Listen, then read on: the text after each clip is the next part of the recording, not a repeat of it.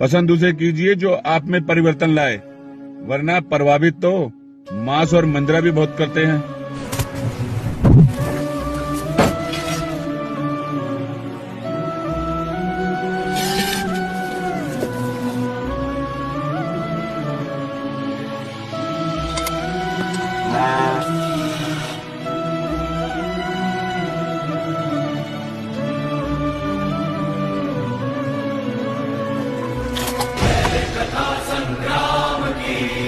भाई, जब से आपको इंस्टाग्राम पे फॉलो किया है तब से मेरी जिंदगी में बहुत कुछ बदलाव आया है।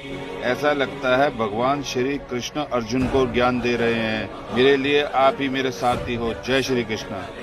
जय श्री कृष्ण भाई। जो ज्ञान लेकर अमल करे तो ठीक, वरना प्रकृति का तो सीधा सा नियम है, जो करना है सो करो, बस बस बस बस भुगतने के लिए तैयार रहो।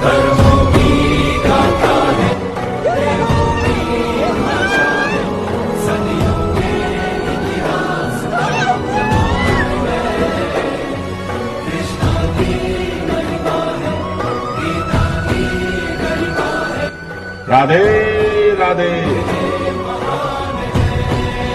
तो लिख दो फिर, जय श्री कृष्ण।